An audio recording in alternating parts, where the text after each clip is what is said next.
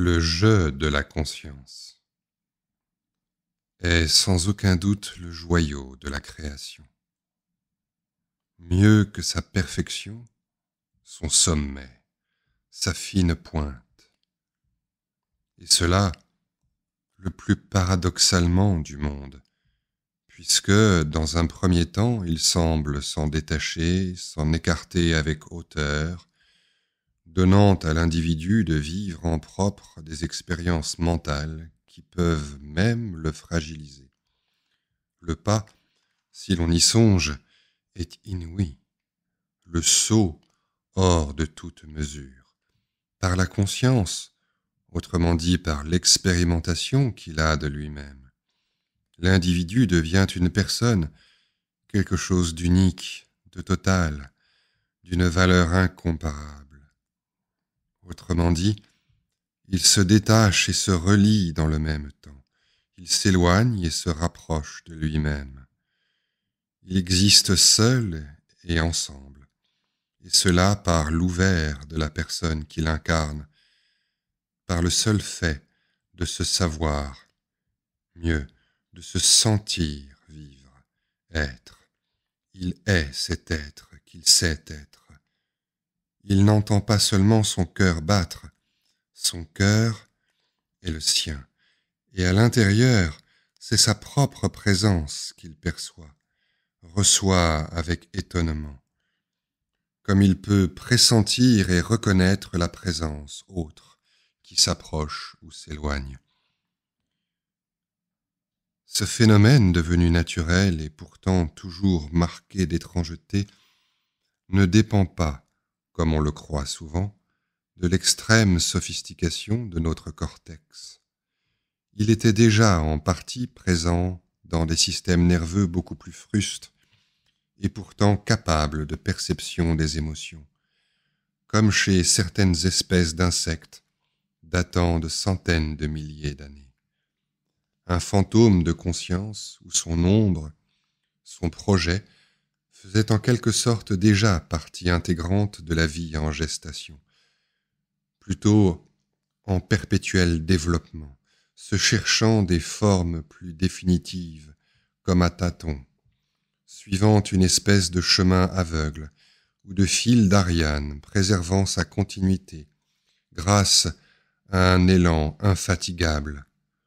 Autant dire, pour ne pas préjuger d'un processus possédant ses propres ressorts, qu'il était la vie elle-même, tout simplement la vie, se vivant en même temps qu'elle se développait. Des organismes unicellulaires aux complexités humaines, la vie s'élargissait, s'étendait et s'affinait par et vers cette conscience d'elle-même, cette sorte de réflexivité, même sommaire, qu'elle a manifestée très tôt. L'humain ne serait à cette échelle qu'une spectaculaire amplification de la vie. Une sorte d'exaltation, la fleur éclose tout en haut de la tige monocorde, ouvrant la coupe de la conscience, veinée de teintes nacrées, à la grandeur du monde présent et à la puissance silencieuse qui l'a porté jusque-là.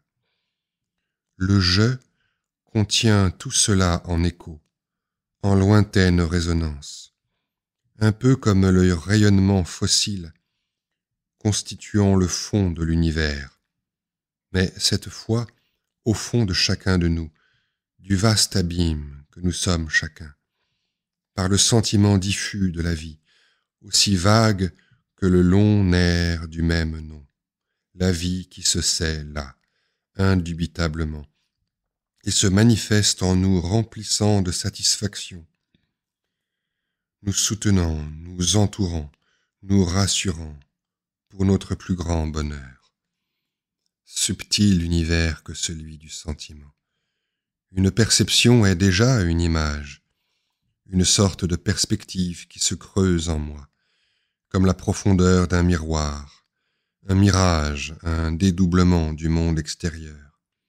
Le monde, en me pénétrant, se transforme en intériorité, se donnant pour ainsi dire une âme, une subjectivité, un monde dont je deviens le centre, le cœur battant, la fine palpitation, la résonance lointaine et troublante au fond d'un coquillage.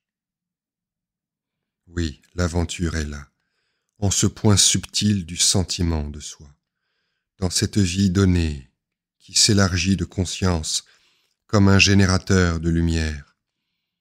Il ne s'agit plus tellement d'entrer dans le temps de la vie, mais dans l'espace de la vie. Cet espace intérieur qui s'ouvre de l'infini qu'elle porte depuis l'origine. Le je humain est ce vaisseau chargé d'éternité, lancé à travers les âges. Il nous appartient aujourd'hui de l'habiter le plus pleinement possible et de se laisser porter par sa navigation si sûre.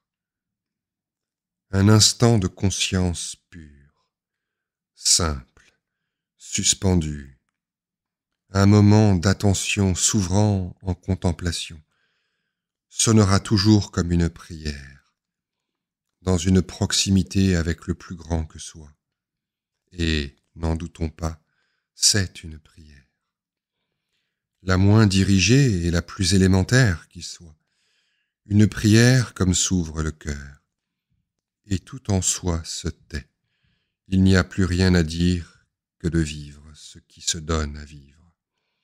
Une prière de rondeur et de plénitude, comme un fruit aux promesses largement tenues. De l'alpha à l'oméga, du germe au suc, du balbutiement des commencements à l'éblouissement d'une prodigieuse éclosion.